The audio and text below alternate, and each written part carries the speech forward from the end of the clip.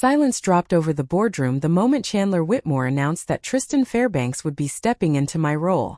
3 weeks. That was the entirety of his son-in-law's tenure at Momentum before the company I had rebuilt was handed to him outright. I didn't shout. I didn't fight it.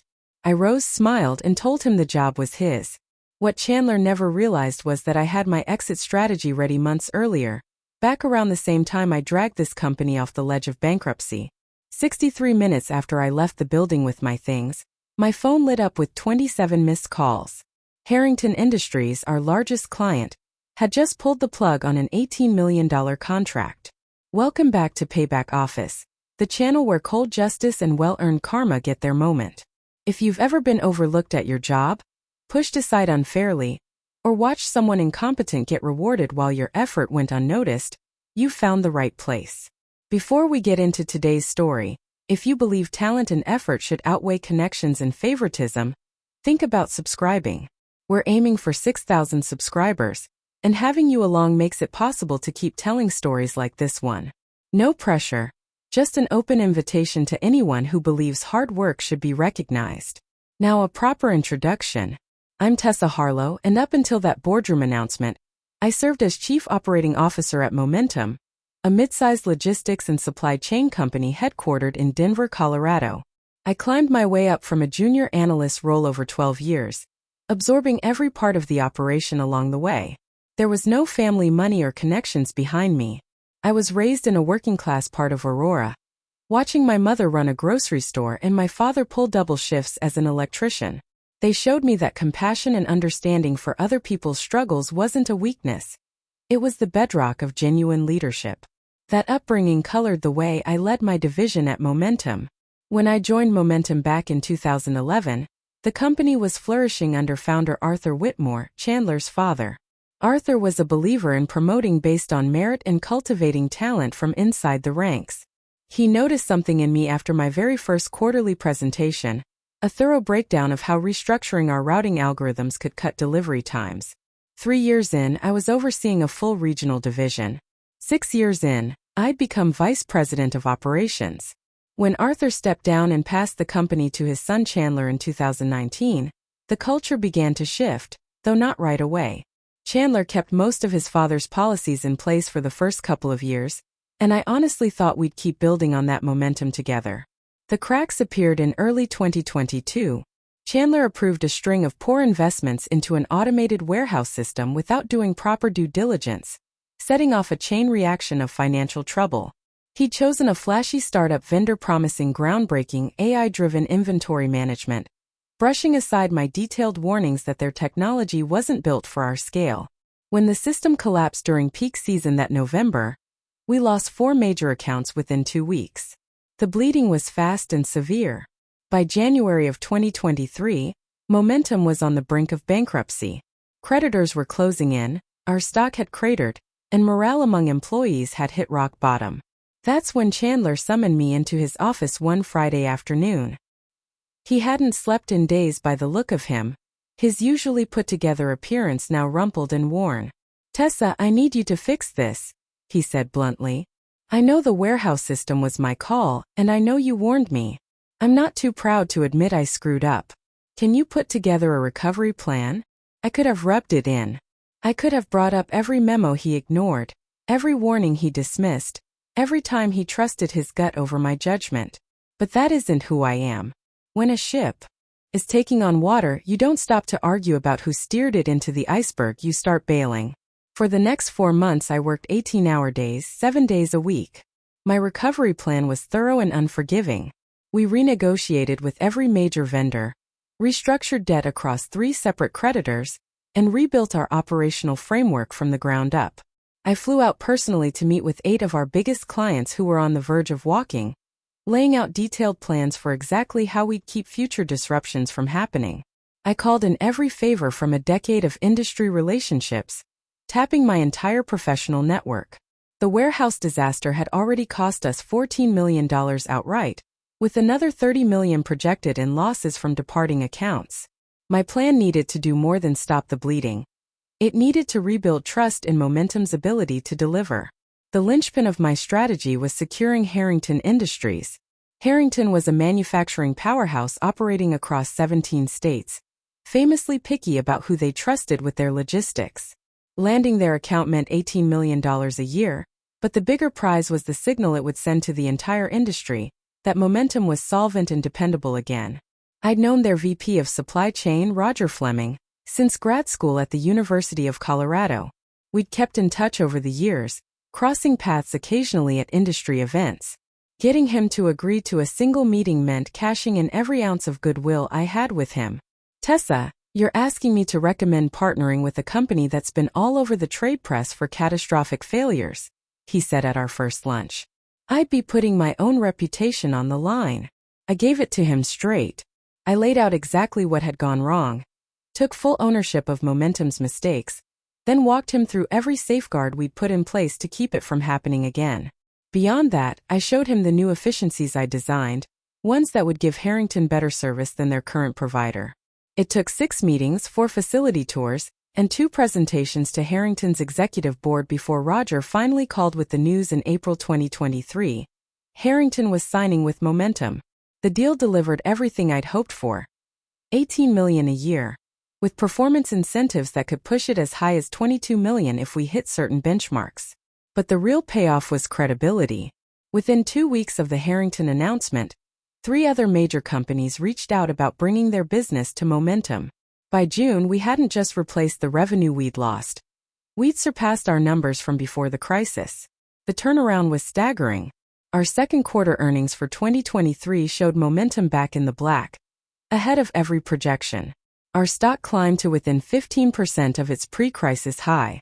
Creditors who'd been threatening legal action 6 months prior were now offering favorable terms for expansion funding. The same trade publications that had all but written our eulogy were now running features on our comeback.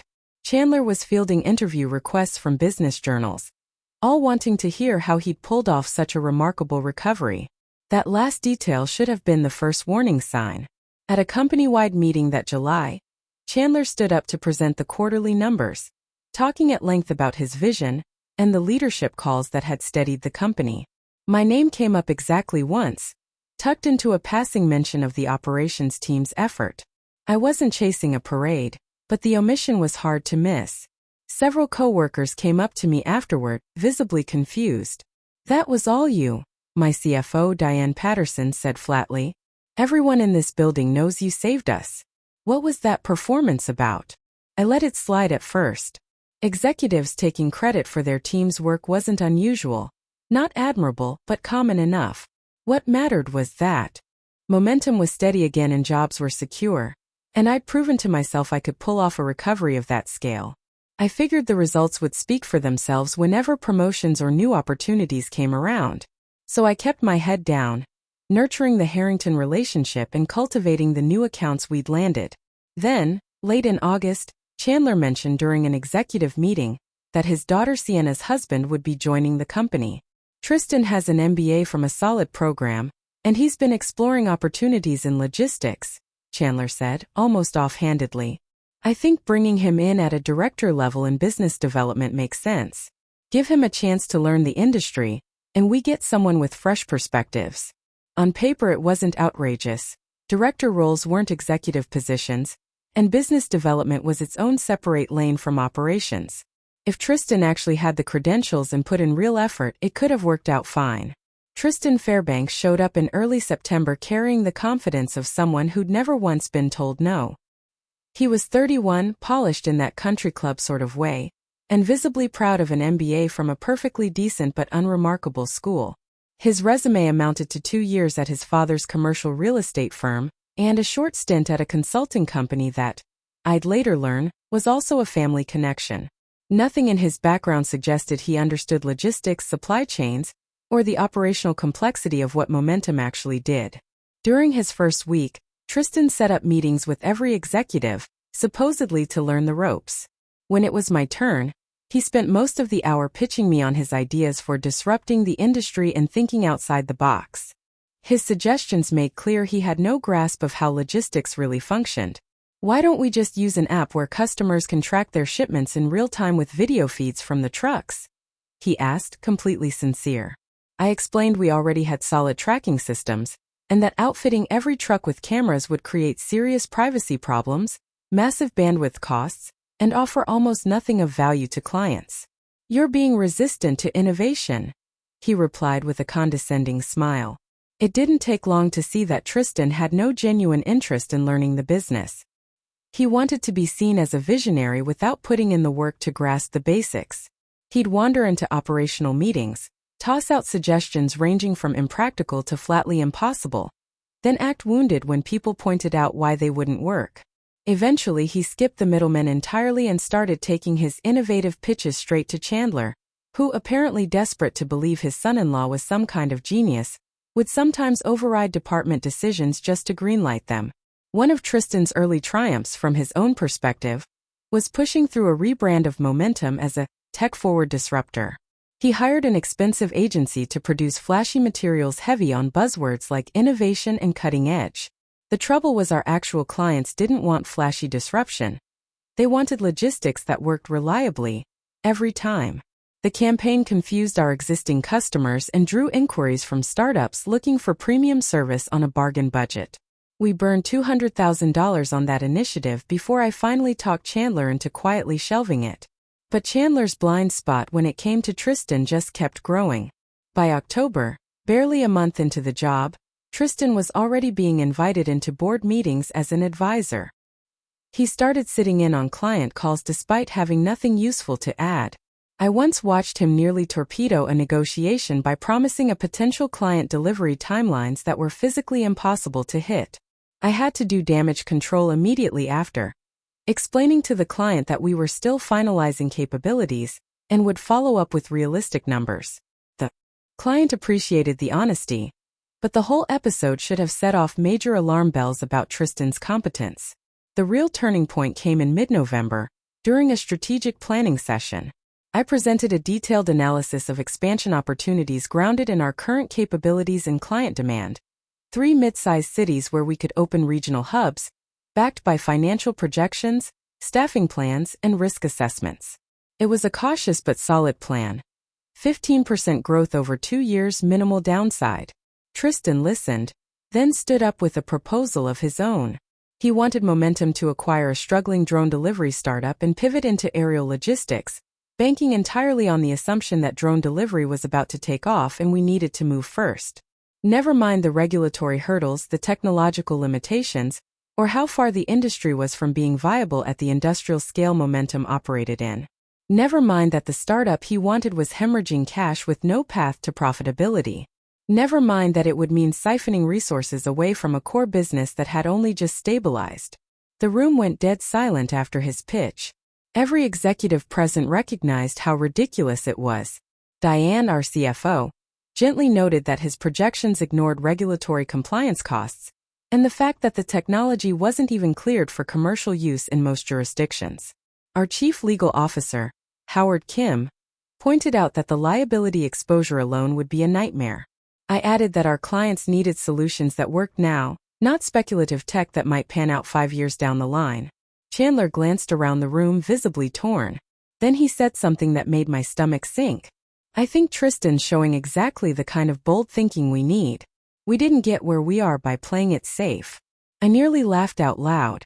We'd gotten to where we were, clawing back from near bankruptcy, precisely because I'd implemented careful, deliberate planning in the aftermath of Chandler's last bold idea, the warehouse system disaster. But in that moment the dynamic became clear to me. Chandler wasn't judging Tristan's ideas on their merits. He was emotionally invested in Tristan succeeding because a brilliant son-in-law reflected well on him. We didn't end up acquiring the drone company, and only because the asking price was too steep even for Chandler's enthusiasm. But the fact that it was seriously entertained at all told me everything I needed to know about where things were headed. Over the following weeks, Tristan's influence kept expanding in ways that had nothing to do with actual merit.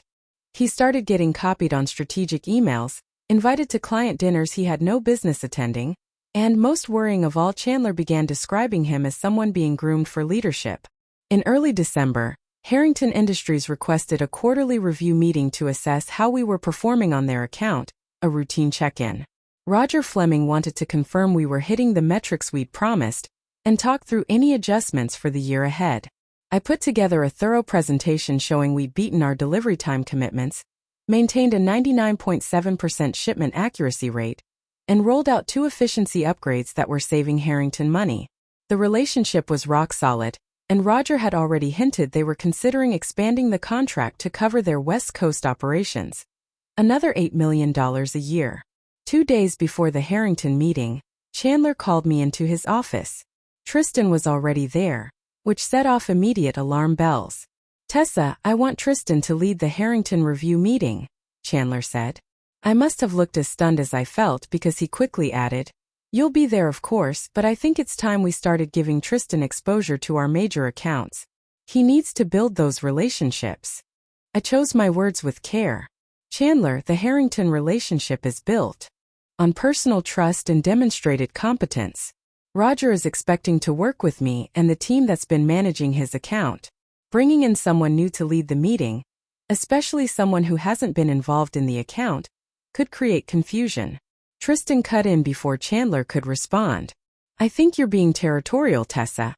Client relationships belong to the company, not to individuals. This sounds like you're worried about sharing credit." The accusation was so baseless and unprofessional that I actually had to pause before answering. This isn't about credit. It's about maintaining a relationship with a client who represents $18 million in annual revenue, and potentially much more. Roger agreed to work with Momentum because of the specific team and approach I presented. Changing the dynamic without preparation could jeopardize that. Chandler waved a hand dismissively. "You're overthinking it. Tristan will do great, and you'll be right there to support him." It's settled. The Harrington meeting was a disaster from the opening minutes. Roger had brought his director of operations, Lisa Thornton, and their chief logistics officer, Kurt Brennan, expecting a detailed operational review. Instead, Tristan opened with a rambling speech about Momentum's innovation culture and its disruptive approach to traditional logistics. I watched Roger's expression shift from confused to concerned. By the time Tristan finally handed things over to me for the actual performance review, the damage was already done. I walked through our metrics and results, and the numbers spoke for themselves. We delivered exactly what we'd promised and then some. But when Kurt Brennan asked a technical question about how we'd optimized routing for their Northeast distribution centers, Tristan jumped in before I could answer with an explanation that was flatly wrong, describing a process we didn't use and referencing technology we didn't have. I had no choice but to correct him in front of the client. "Actually, Tristan, that's not quite right. What we implemented was a zone-based consolidation system that—" I explained the real process while his face turned red. Roger looked uncomfortable. Lisa took notes with an expression I couldn't quite read. The rest of the meeting limped along in professional awkwardness, Tristan inserting himself into conversations where he added nothing while I tried to steer things back to substance. After the Harrington team left, I knew damage control was needed. I sent Roger a carefully worded email thanking him for the meeting and offering a follow-up call for any additional questions. His reply was brief: he'd be in touch. That wasn't like him. Roger was usually warm and easy to talk to. I'd seen this pattern before. One awkward meeting plants a seed of doubt, and clients with other options start exploring them. I tried to explain this to Chandler the next day. The Harrington meeting didn't go as well as it could have. I think we need to be strategic about how we involve Tristan with established accounts versus new business, where he can learn without risking existing relationships.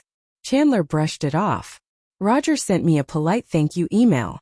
"You're being paranoid because you can't handle Tristan taking on a bigger role. I'm starting to wonder if you're threatened by having another strong leader in the organization." The comment stung, especially coming from a man whose company I'd personally rescued from bankruptcy less than a year earlier. Still, I kept my composure. I want Momentum to succeed. That means protecting our key relationships while developing new talent. I'm happy to mentor Tristan if he's genuinely interested in learning, but that requires him to put in the work to understand our operations. Things kept unraveling through December and into January. Tristan was repeatedly placed into situations he wasn't remotely qualified for, and I kept cleaning up the fallout. He promised a prospective client delivery capabilities we couldn't actually meet, and I had to walk it back. He fired off an email to one of our vendors so poorly worded it nearly triggered a contract dispute, and I had to smooth it over with a phone call and an apology. He presented a board-level proposal riddled with factual errors about our capacity, and I had to send corrections in a follow-up memo.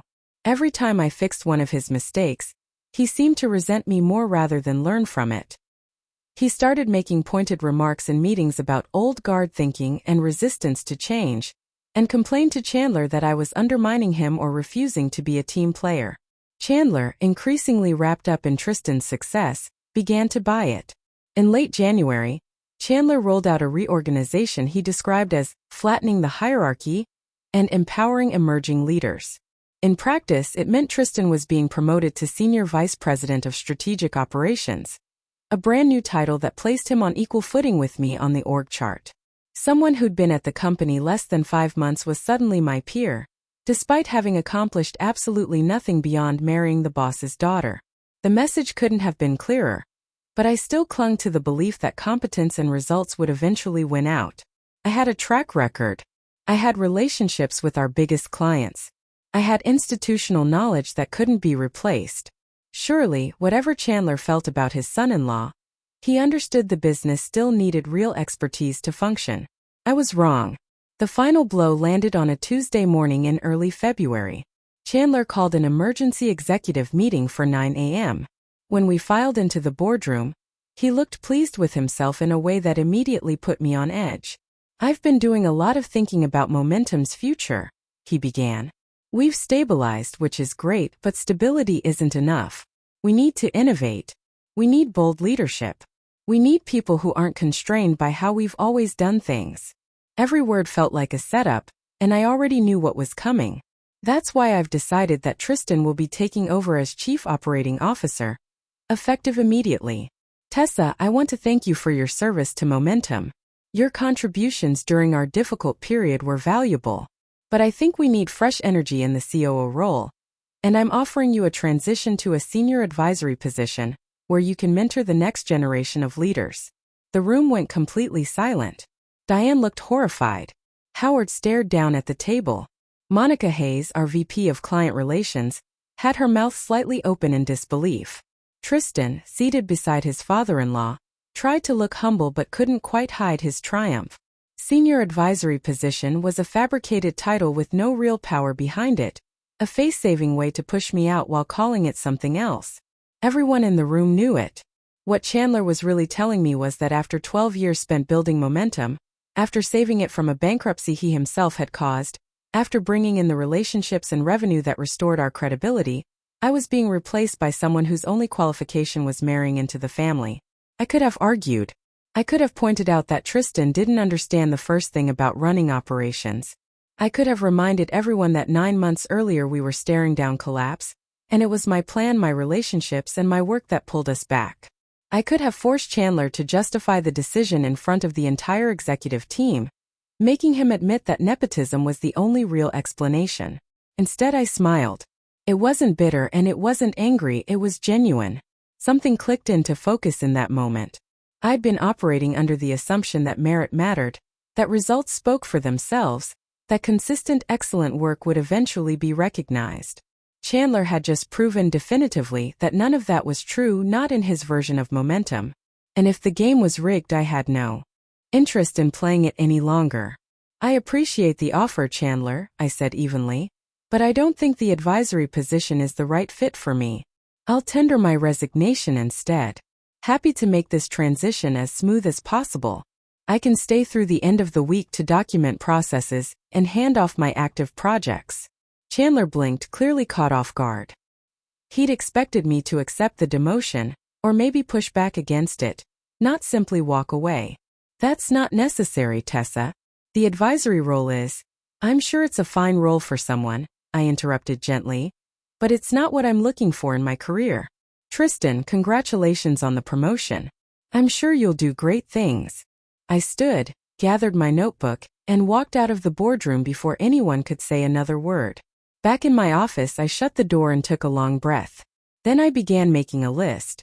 12 years at Momentum meant I knew every critical process, every key relationship, every structural dependency keeping the company running. And I knew that most of that knowledge lived in my head and my personal files, not in any centralized documentation Tristan could pull up. Over the next 3 days, I prepared to leave with meticulous care. I put together a neat binder of basic operational procedures for Tristan, nothing proprietary, just the kind of standard information any competent COO would need. What I left out were the hundreds of small relationship details, informal arrangements, and institutional knowledge that actually kept things running. I never mentioned that Roger Fleming hated being called before 10 a.m. and preferred detailed email updates over phone calls.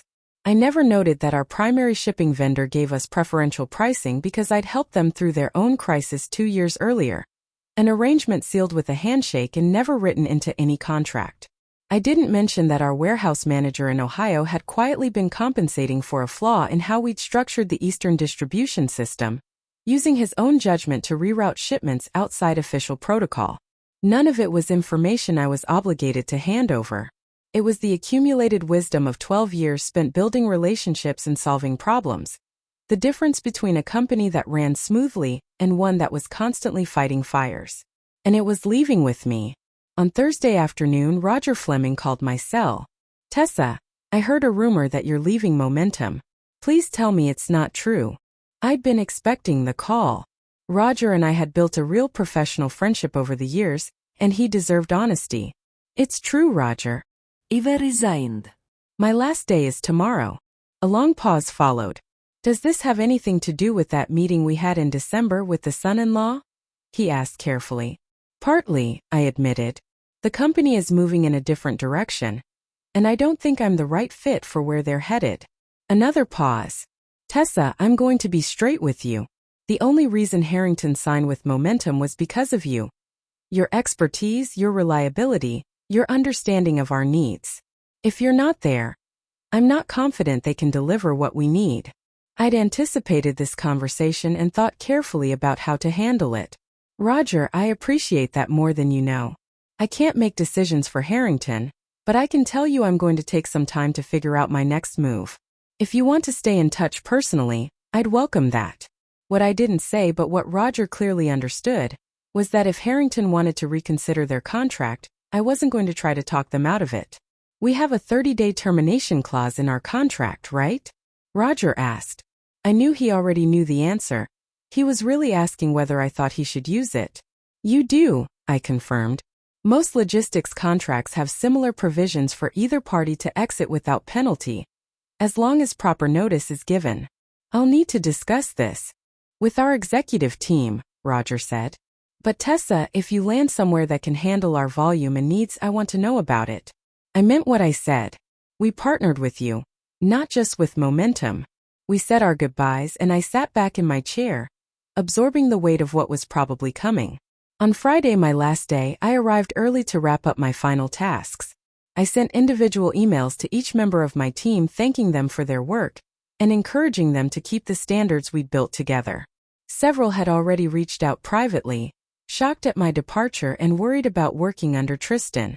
I couldn't tell them what to do, but I made clear I'd gladly provide recommendations or references if anyone wanted to explore other options. Chandler wanted an exit interview, which was almost comical. He brought Tristan along, framing it as a transition meeting. They sat across from me in Chandler's office while I walked through the binder I'd prepared. Tristan took notes with the air of someone who thought this was all far simpler than it actually was. "Seems pretty straightforward," he remarked at one point. "Most of this is just managing schedules and checking metrics." I smiled and nodded. "The fundamentals are definitely documented there. I'm sure you'll do fine." Chandler seemed almost regretful, perhaps finally realizing my departure was real and permanent. "Tessa, you're absolutely sure about this? The advisory position is still available if you want to reconsider." "I appreciate it, Chandler, but I'm sure this is the right move for everyone." I walked out of Momentum's building at 4:30 p.m. carrying a single box of personal items. My actually important files, client contacts, personal notes, project documentation, had already been moved to my personal cloud storage days earlier. Nothing proprietary to Momentum, just all the relationship and context I'd built over 12 years. Walking to my car, I felt lighter than I had in months. That evening, my phone started buzzing at home. Texts from former colleagues. "Did you hear? Harrington just sent a termination notice." Then another. "Monica said 2 other clients are requesting emergency meetings." Then Diane. Chandler is losing his mind. What happened? I'd been home less than an hour when Chandler called. I let it go to voicemail. He called again. Voicemail. Then a text. Tessa, we need to talk. Harrington is canceling. Call me ASAP. Then Tristan called. Voicemail. Then Monica. Tessa, I know you don't work here anymore, but Chandler is asking if you can come in tomorrow. Harrington sent a termination notice and he's panicking. I waited until morning to respond, and only to Monica, who'd always been straight with me. Monica, I'm no longer an employee of Momentum. Whatever is happening with Harrington is between them and Chandler. I wish everyone the best, but I can't help. She wrote back right away. Understood. For what it's worth, we all know what you did for this company, and this is completely unfair. Roger Fleming's termination notice specifically mentioned that their partnership was based on the expertise of personnel who are no longer with the company. Chandler knows exactly what that means. Over the weekend, the calls kept coming. Chandler left increasingly desperate voicemails. Tessa, I know you're upset, but we need you to reach out to Roger and smooth this over. Whatever salary you want, whatever title, we can work it out. Then, Tessa, this is bigger than personal feelings. The company is at stake. Call me back. Then, you're really going to let Momentum collapse because your pride was hurt? All those employees who depend on us. That last one nearly made me laugh.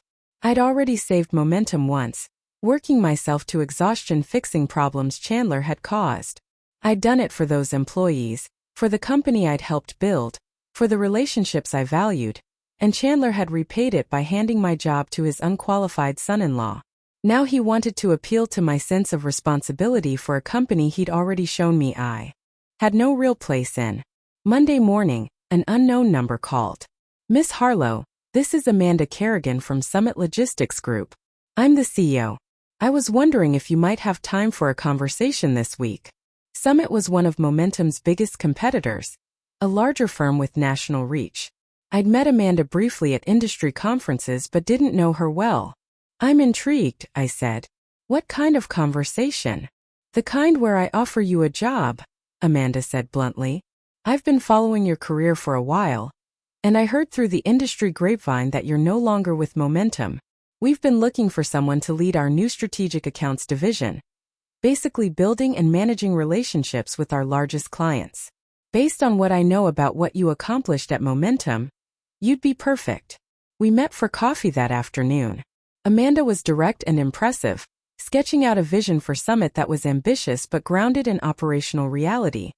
The exact opposite of Chandler's approach. The role came with a significant pay increase, equity, and, most importantly, real authority to build something from scratch.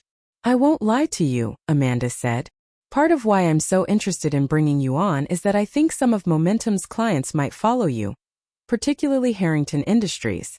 Roger Fleming and I play golf occasionally, and he mentioned that their partnership with Momentum was really a partnership with you.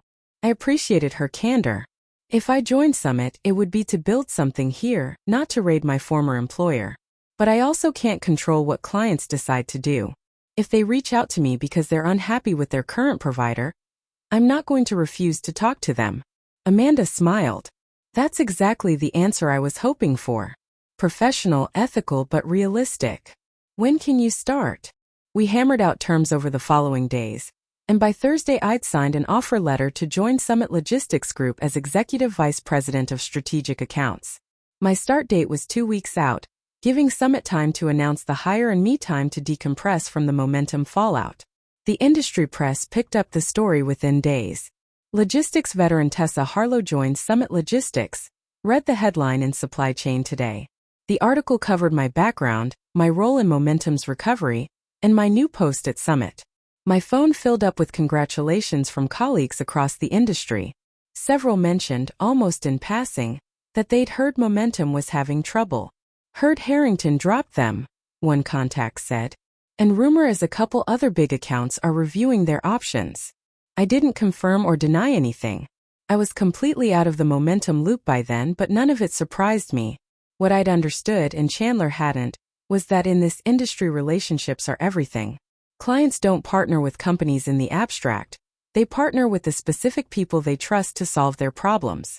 remove those people abruptly for obviously political reasons, and that trust breaks with them. Roger Fleming called me personally the day before I started at Summit. Tessa, I wanted to give you a heads up. Harrington is going to be sending out an RFP for our logistics needs. Our contract with Momentum ends in 30 days, and we need a new provider. I can't show favoritism in the RFP process, but I wanted you to know it's coming, and that Summit is welcome to bid. I appreciate the heads up, Roger, I said. Summit will definitely submit a proposal, and I can promise you that whatever we propose will be realistic, well-planned, and backed by people who actually know what they're doing. That's all I'm asking for, Roger said.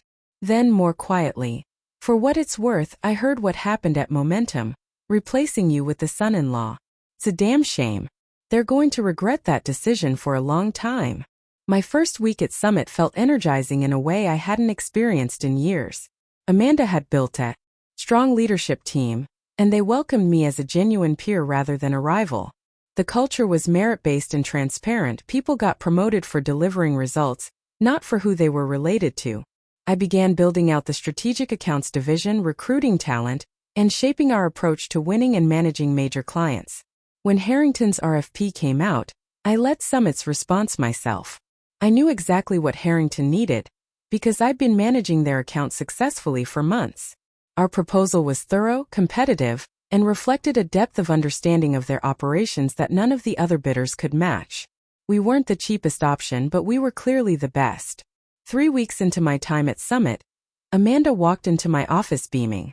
Harrington just called. We got the contract. All of it. Not just what Momentum was handling, but the West Coast expansion they'd been considering too. $26 million annually. I felt a wave of satisfaction that had nothing to do with revenge and everything to do with professional validation. We'd won because we delivered the best solution, built on real expertise and honest relationship building. Meanwhile, Momentum was spiraling. Without Harrington's $18 million contract, and with 2 other major accounts also gone, they were staring at a revenue gap of roughly $30 million. The financial cushion I'd built during the recovery was disappearing fast. Industry contacts told me Tristan was in over his head, making calls that ranged from ineffective to actively damaging. He'd apparently tried to win back lost accounts by offering discounts steep enough to make the contracts unprofitable even if the clients had accepted, which they hadn't. Chandler called me exactly once more, about 6 weeks after I'd left. I was in a good enough place by then that I took the call. Tessa, he began, and I could hear the exhaustion in his voice. I think I made a mistake. Several, probably. Is there any scenario where you'd consider coming back? He pressed. Name your terms, salary, title, equity, whatever you want. I'd pictured this conversation many different ways, and I'd assumed I'd feel triumphant or vindicated. Instead, I just felt tired. Chandler, I appreciate the offer, but no. I'm building something at Summit that I'm genuinely excited about. More than that, I don't think we could work together anymore. What about just consulting? He pressed. Help us stabilize, develop a transition plan, something. I'll pay you whatever rate you want. I can't, Chandler. I have a non-compete clause with Summit now, and even if I didn't, it wouldn't be appropriate. You need to figure this out with your team. My team? He laughed bitterly. Half my senior people have left since you did. Diane gave notice last week. Monica is interviewing at other companies. The people who stayed are the ones who don't have options, and they're just waiting for the ship to sink so they can collect unemployment.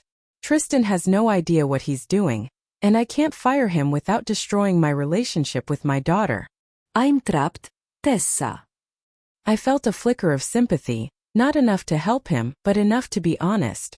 You're not trapped, Chandler. You have choices. You could move Tristan to a role that matches his actual skill level, and hire a real COO. You could sell the company to someone who can fix it. You could bring in a turnaround consultant. What you can't do is expect me to rescue you again after you made it clear that my contributions weren't valued. I did value them, he said quietly. I just didn't show it, and I let my ego get caught up in wanting Tristan to be successful. That's probably the most honest thing you've said to me in a year, I replied. I genuinely hope you figure it out, Chandler, not for your sake, but for all the employees who are just trying to do their jobs. But I can't be part of that solution. After we hung up, I sat with the whole arc of what had happened. A year earlier, I'd been grinding myself to dust to save a company failing because of its CEO's poor judgment. I'd succeeded, engineering a recovery that should have been impossible, and I'd been repaid by being replaced with someone whose only qualification was marrying the right person. Now, 6 months later, I was thriving somewhere that actually valued competence. I brought a major client with me because they trusted my expertise, and momentum was back in crisis. The urge to feel victorious was strong, but what I actually felt was more layered than that. I was angry about how I'd been treated, certainly. I was satisfied that my worth had been proven. Clients had literally left momentum because I did, which was validation in its purest form. But I also felt sad about what might have been. If Chandler had valued merit over nepotism, if he'd given Tristan a role that actually fit his abilities instead of pushing him into positions he wasn't ready for, momentum could have kept thriving. Those employees could have kept their jobs. The recovery I'd fought so hard for could have become a foundation for lasting growth. Instead, Chandler's ego and poor judgment created a crisis that was entirely avoidable. And this time I wasn't around to fix it. Over the following months, I picked up occasional updates about momentum through industry channels. They'd brought in a crisis management consultant who recommended selling the company outright. Chandler was reportedly resistant, still holding out hope he could somehow turn things around on his own. Tristan had been quietly shuffled into a special projects role, the kind of title everyone understood meant he'd been sidelined but couldn't be fired outright. The company had downsized significantly, cutting about 30% of its workforce. Meanwhile, Summit Logistics kept growing.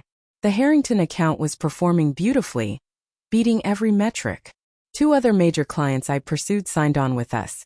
Recognizing both my track record and my leadership in building out our enterprise accounts division, I was recruiting top talent from across the industry, several of them former Momentum employees who'd reached out after I left.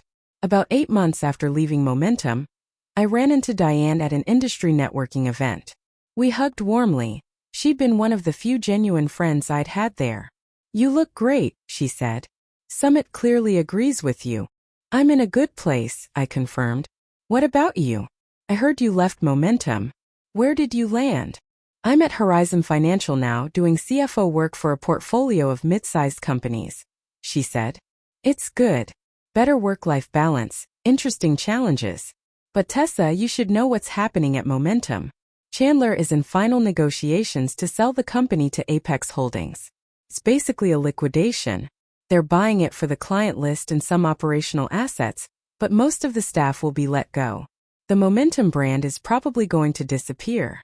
I took the news in with mixed feelings. "How's Chandler handling it?" Diane shook her head. "Not well. He's acting like this is some kind of market inevitability, but everyone knows the truth. You saved that company, and he threw it away by replacing you with Tristan. Everything that's happened since has been a direct consequence of that decision. The clients you brought in left. The institutional knowledge walked out the door. The remaining staff had no confidence in leadership. It was a death spiral." "What about Tristan?" I asked more out of curiosity than concern. "Last I heard, he's going to work for his father's real estate company. Apparently he's decided logistics wasn't a good cultural fit for him." Her tone made it obvious what she thought of that explanation. The guy was in over his head from day one, but Chandler's ego wouldn't let him admit it until it was way too late. We caught up a while longer on industry news and mutual contacts before parting. Before we split up, Diane said something that stuck with me. "You know what the real lesson is in all this? Companies don't fail because of market conditions or bad luck. They fail because of bad leadership decisions." Chandler had everything he needed to succeed. A recovered business, strong client relationships, talented staff, and you literally handing him a roadmap for growth. He threw it all away because he couldn't separate his family ego from business judgment. That's on him. She was right. I'd spent months wondering if there was something I could have done differently, some way to navigate the situation that avoided this outcome.